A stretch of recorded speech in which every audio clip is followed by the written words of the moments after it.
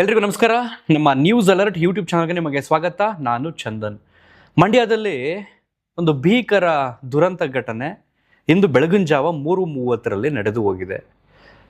ಸೊಸೆ ಎದ್ದು ಮನೆ ಕಸ ಎಲ್ಲ ತೊಳೆದು ತಿಂಡಿ ಮಾಡಿ ದೇವ್ರ ಪೂಜೆ ಮಾಡಿ ಅದಾದ ನಂತರ ಅತ್ತೆಯನ್ನು ಎಬ್ಬರಿಸ್ಬೇಕು ಅಂತ ಹೋಗಿ ಬಾಗಿಲು ತೆಗೆದಾಗ ಶಾಕ್ ಆಗಿದೆ.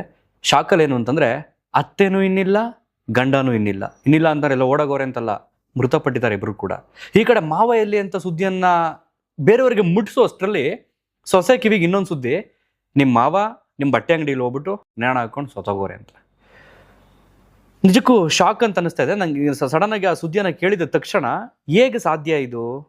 ಅದಾದ ನಂತರ ಡೆತ್ ನೋಟ್ ಕೂಡ ಸಿಕ್ಕಿರೋದ್ರಿಂದ ಪೊಲೀಸ್ ವರಿಷ್ಠಾಧಿಕಾರಿಗಳು ಹೇಳ್ತಾ ಇದ್ರು ಆತ್ಮಹತ್ಯೆ ಇದು, ಜೊತೆಗೆ ಸಾಲಬಾಧೆ, ಈ ಫೈನಾನ್ಸು ಅಲ್ಲಿ ಇಲ್ಲಿ ಬಡ್ಡಿ ಸಾಲ ಮಾಡಿದ್ರಿಂದ ಅದು ಕುತ್ತಿಗೆಗೆ ಬಂದಿದ್ದ ಕಾರಣದಿಂದ ಡೆತ್ ನೋಟ್ನಲ್ಲಿ ಮೆನ್ಷನ್ ಮಾಡಿದ್ದಾರೆ. ಜೊತೆಗೆ ಈ ಫ್ರೀ ಬಸ್ಸಿಂದನೂ ಕೂಡ ನನ್ನ ಬಟ್ಟೆ ಅಂಗಡಿಗೆ ಎಫೆಕ್ಟ್ ಆಯಿತು ಅನ್ನೋಂಥದ್ದನ್ನು ಕೂಡ ಉಲ್ಲೇಖ ಮಾಡಿದ್ದಾರೆ ಅನ್ನೋಂಥದ್ದನ್ನ SP ಶೋಭಾರಾಣಿ ಅವರು ಹೇಳ್ತಾ ಇದ್ರು.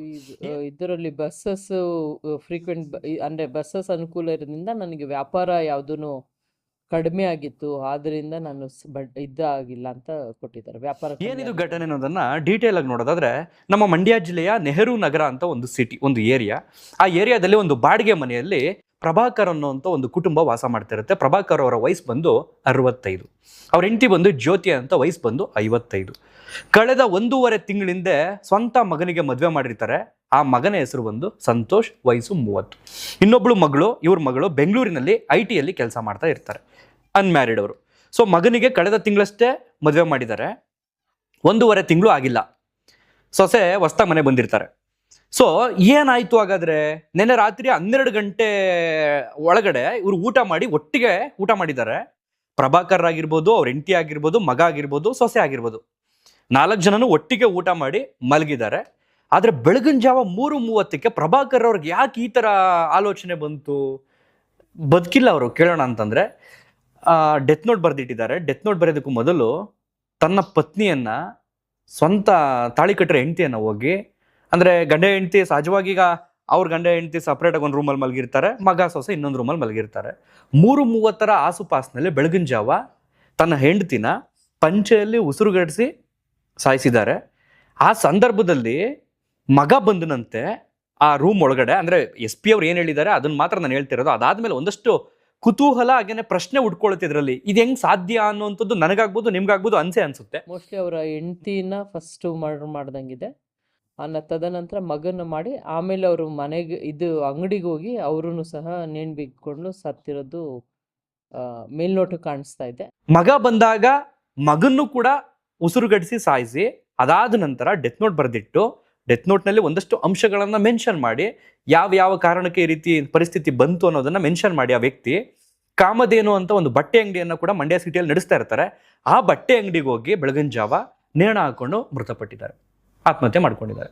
ಸೊ ಇದಾದ್ಮೇಲೆ ಘಟನೆ ಹೆಂಗ್ ಬೆಳಕಿಗೆ ಬಂತು ಅಂತಂದ್ರೆ, ನಾನು ಆಲ್ರೆಡಿ ಹೇಳ್ದಾಗೆ ಅವರ ಸೊಸೆ ಬೆಳಗ್ಗೆ ಎದ್ದು ಮನೆ ಕೆಲಸ ಎಲ್ಲ ಮಾಡಿ ತಿಂಡಿ ಮಾಡಿಬಿಟ್ಟು ನಮ್ಮ ಅತ್ತೆ ಏನು ಎದ್ದಿಲ್ವಲ್ಲ ಅಂತ ಅನ್ಕೊಂಡು ಏಳ್ಸೋದಕ್ಕೆ ಬಾಗಿಲು ತೆಗೆಯಕ್ಕೆ ಹೋದಂಥ ಸಂದರ್ಭದಲ್ಲಿ ಈ ಕಡೆ ಅವರ ಅತ್ತೆ ಮೃತದೇಹ, ಈ ಕಡೆ ಗಂಡನ ಮೃತದೇಹ.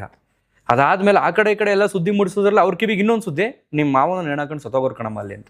ಸೊ ಅದಾದ್ಮೇಲೆ ಪೊಲೀಸರು ಬರ್ತಾರೆ, ತನಿಖೆ ಮಾಡ್ತಾರೆ. ಅದಾದ ನಂತರ ಆ ಮೃತದೇಹಗಳನ್ನ ಆಸ್ಪತ್ರೆಗೆ ಶಿಫ್ಟ್ ಮಾಡ್ತಾರೆ. ಮರಣೋತ್ತರ ಪರೀಕ್ಷೆ ವರದಿ ಮುಗಿಯುತ್ತೆ. ವರದಿ ಈಗಲೇ ಬರಲ್ಲ ಬಿಡಿ.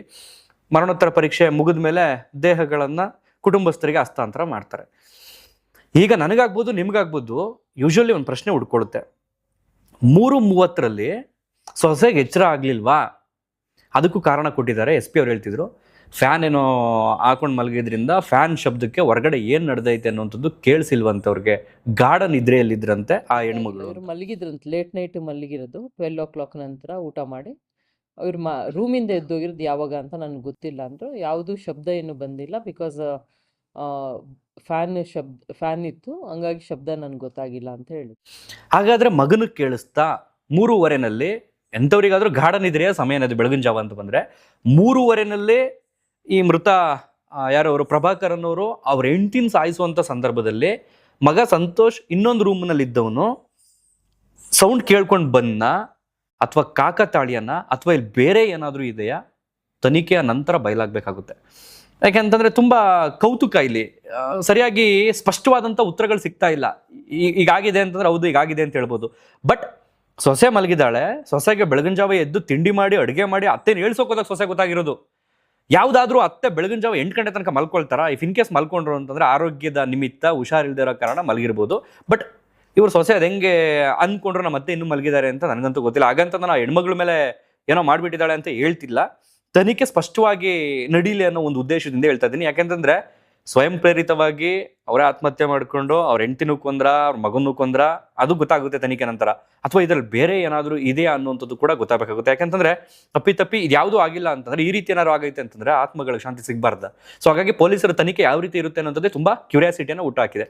ಸೊ ಇದು ಜನಗಳಿಗೆ ಉಟ್ಕೊಂಡಿರ್ತಕ್ಕಂಥ ಪ್ರಶ್ನೆ. ಯಾಕೆಂದ್ರೆ ಫ್ರೀ ಬಸ್ ಅಂತ ಮೆನ್ಷನ್ ಮಾಡಿದ್ದಾರೆ ಡೆತ್ ನೋಟ್ ಅಲ್ಲಿ ಅಂತ ನಾನು ಆಲ್ರೆಡಿ ನಿಮ್ಗೆ ಹೇಳಿದೆ. ಅಲ್ಲಿ ಈಗ ಫ್ರೀ ಬಸ್ ಅಂತ ಬಂದ್ರೆ ನಮ್ಮ ಸರ್ಕಾರದ ಒಂದಷ್ಟು ಯೋಜನೆಗಳಿದೆಯಲ್ಲ, ಉಚಿತ ಘೋಷಣೆಗಳು, ಅದರಲ್ಲಿ ಫ್ರೀ ಬಸ್ ಕೂಡ ಒಂದು.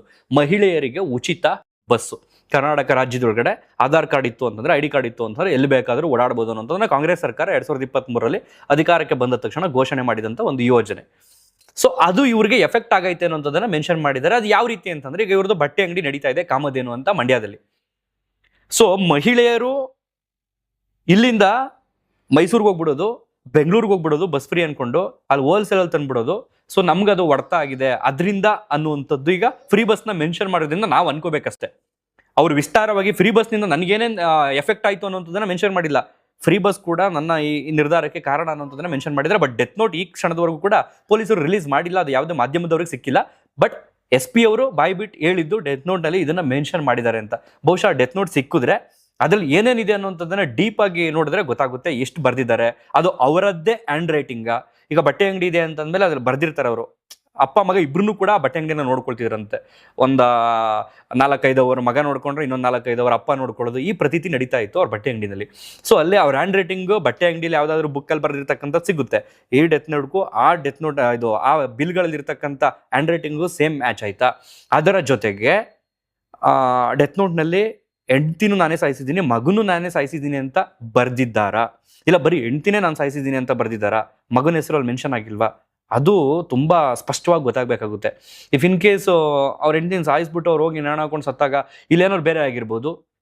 ಅದನ್ನು ಕೂಡ ಕ್ವಶನ್ ಉಡ್ಕೊಳ್ಳುತ್ತಲ್ಲ, ಬೇರೆ ಬೇರೆ ಆಯಾಮಗಳಲ್ಲಿ ನಾವು ನೋಡೋದಾರೆ. ಯಾಕೆಂತಂದ್ರೆ ಯಾವುದೇ ಒಂದು ಕೇಸ್ನ ನೋಡ್ತೀವಿ ಅಂತಂದ್ರೆ ಅದಕ್ಕೆ ಸ್ಪಷ್ಟವಾದಂತ ಕ್ರಿಯೆಗೆ ಪ್ರತಿಕ್ರಿಯೆಗಳು ಸಿಕ್ಬಿಟ್ಟಿರ್ತವೆ. ಈ ಕಾರಣಕ್ಕಂತೆ ಬಿಡಿ ಅನ್ನೋದು ಕ್ಲಾರಿಟಿ ಸಿಕ್ಬಿಡುತ್ತೆ. ಅದನ್ನು ಮೀರಿಸಿದಂತಹ, ಕಾನೂನಿಗೆ ಮಣ್ಣೇರಿಸಿದಂತಹ ಅಪರಾಧಿಗಳು ತಪ್ಪಿಸ್ಕೊಳ್ಳೋಂಥ ಪ್ರಯತ್ನ ಮಾಡುವಂಥ ಎಷ್ಟೋ ಕೇಸ್ಗಳು ಮುಂದೆ ಇದ್ದಾವೆ. ಸೊ ಹಾಗಾಗಿ ಆ ರೀತಿ ಆಗೋದು ಬೇಡ. ಯಾಕಂದ್ರೆ 1.5 ತಿಂಗಳಿಂದ ಮದುವೆ ಆಗಿರ್ತಕ್ಕಂಥದ್ದು ಅವ್ರ ಮಗನ್ ಸಾಯಿಸೋದಕ್ಕೆ ಹೆಂಗೆ ಅನ್ಸ್ಪತ್ತೆ ಅಪ್ಪಗೆ ನನಗಂತೂ ಗೊತ್ತಿಲ್ಲ. ಇಫ್ ಇನ್ ಕೇಸ್ ಈಗ ಏನಾದ್ರೂ ಈ ಸಾಲ ಬಾಧೆ ಅದು ಇದು ಬೇಡಪ್ಪ, ನಾನು ಮನ ನೊಂದೋಗಿದ್ದೀನಿ, ನನಗೆ ಜೀವನನೇ ಬೇಡ, ಪ್ರಾಪಂಚಿಕ ಜೀವನವೇ ಬೇಡ ಅಂತ ಅಂದಂಥ ವ್ಯಕ್ತಿಗಳಿಗೆ ಹೆಂಡ್ತಿಗೆ ಹೇಳ್ಬೋದು, ಬಾ ನಾವು ಇಬ್ರು ಸತ್ತೋಗ್ಬೇಡಣ, ಎಲ್ಲಾದ್ರೂ ಬೇಡ, ನಾವು ಈ ಬದುಕೋದೇ ಬೇಡ, ಸಾಕಾಗ್ಬಿಟ್ಟೈತೆ ಅಂತ. ಬಟ್ ಮಕ್ಕಳನ್ನ ಸಾಯಿಸೋ ಅಂತ ಹಂತಕ್ಕೆ ಕೆಲವು ತಂದೆ ತಾಯಿಗಳು ಹೋಗಲ್ಲ ಅಂತ ಅನ್ಕೊಂಡಿದ್ದೀನಿ.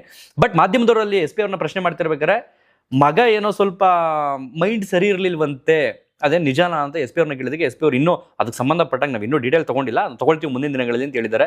ಸೊ ಹಾಗಾಗಿ ಆ ಕಾರಣ ಏನಾದ್ರು ಇತ್ತಾ, ನಾವಿಬ್ರು ಏನಾದ್ರು ಹಿಂಗೆ ಹೋದ್ಮೇಲೆ ಮಗನು ಹಿಂಗೆ ಅನಾಥ ಆಗ್ಬಿಡ್ತಾನೆ ಅಥವಾ ಅವ್ನ ಜೀವನ ಹೆಂಗ್ ನೋಡ್ಕೊಳ್ತಾನೆ ಅನ್ನೋ ಕಾರಣಕ್ಕೆ ಏನಾದ್ರು ಮಗನು ಸಾಯಿಸ್ಬಿಟ್ರೆ, ಹಂಗ್ ಮಾಡೋದಾಗಿದ್ರೆ ಇನ್ನೊಂದು ಮನೆ ಹೆಣ್ಮಗಳನ್ನ ಯಾಕೆ ಮದುವೆ ಮಾಡ್ಕೊಂಡ್ ಬರ್ಬೇಕಿತ್ತು ಅಂತ ಒಂದು ಪ್ರಶ್ನೆ ಹುಡ್ಕೊಳ್ಳುತ್ತೆ. ಇಲ್ಲ ಹೆಂಡ್ತಿನ ಸಾಯಿಸುವಂಥ ಸಂದರ್ಭದಲ್ಲಿ ಕೇವಲ ಹೆಂಡ್ತಿನ ಸಾಯಿಸುವಷ್ಟು ಉದ್ದೇಶ ಇತ್ತು, ಮಗನ ಇರಲಿಲ್ಲ, ಮಗ ಏನಾದರೂ ಆ ಸಂದರ್ಭದಲ್ಲಿ ಕೋಇನ್ಸಿಡೆನ್ಸ್ ಸೌಂಡ್ ಕೇಳ್ಕೊಂಡು ಬಂದ, ಇನ್ನು ನೀವು ಬಿಡಲ್ವೇನೋ ನಾನು ಸಾಯೋದಕ್ಕೆ ಅನ್ನೋ ಕಾರಣಕ್ಕೆ ಮಗನ ಸಾಯಿಸ್ಬಿಟ್ಟು ಅವರು ಸತ್ರ, ಅದು ಕೂಡ ಕ್ವಶನ್ ಹುಡ್ಕೊಳ್ಳುತ್ತೆ. ಸೊ ಒಟ್ಟಾರೆಯಾಗಿ ಗೊತ್ತಿಲ್ಲ, ಒಟ್ಟಲ್ಲಿ ಒಂದು ಭೀಕರ ದುರಂತಕ್ಕೆ ಇವತ್ತು ಮಂಡ್ಯ ಸಾಕ್ಷಿಯಾಗಿದೆ. ಆಗಬಾರ್ದಿತ್ತು ಈ ಒಂದು ದುರಂತ. ಅದರಲ್ಲಿ ಫ್ರೀ ಬಸ್ ಅಂತ ಮೆನ್ಷನ್ ಮಾಡಿರ್ತಕ್ಕಂಥ ಯೋಜನೆ ಬಹುಶಃ ಇಲ್ಲಿನ ವಿರೋಧ ಪಕ್ಷದವರಿಗೆ ಒಂದು ಅಸ್ತ್ರ ಆಗಬಹುದು ಈ ಒಂದು ಸಂದರ್ಭದಲ್ಲಿ. ಬಟ್ ನಾನು ಹೇಳೋದೇನು ಅಂತಂದ್ರೆ, ನಿಮ್ಮಲ್ಲಿ ಗುಣಮಟ್ಟವಾದಂಥದ್ದು ಕ್ವಾಲಿಟಿ ಇರುವಂತಹ ಬಟ್ಟೆಗಳಿತ್ತು ಅಂತಂದ್ರೆ ಜನ 100-500 ಮುಖ ನೋಡೋದಕ್ಕೆ ಹೋಗಲ್ಲ. ಸೊ ಚೆನ್ನಾಗಿತ್ತು ಅಂದ್ರೆ ಅಲ್ಲೇ ತಗೊಳ್ತಾರೆ. ಸೊ ಹಾಗಾಗಿ ಇದು ಒಂದು ನೆಪದ ಕಾರಣ ಅಂತ ನನಗೆ ಅನಿಸ್ತಾ ಇದೆ ಅವ್ರು ಮೆನ್ಷನ್ ಮಾಡಿರೋದ್ರಲ್ಲಿ. ಬಟ್ ಆರ್ಥಿಕ ಸಾಲ ಇದೆಯಲ್ಲ, ಅದು ಕುತ್ತಿಗೆಗೆ ಬಂದಿರುತ್ತೆ. L&T ಅಥವಾ ಮೈಕ್ರೋ ಫೈನಾನ್ಸ್ಗಳಿಂದ ಸಾಲ ಮಾಡಿದ್ರಂತೆ. ಸೊ ಹಾಗಾಗಿ ಅದು ತುಂಬಾ ಪ್ರೆಷರ್ ಬಂದ್ಬಿಟ್ಟಿರುತ್ತೆ, ಬಡ್ಡಿ ಕಟ್ಟಿ ಅಂತ.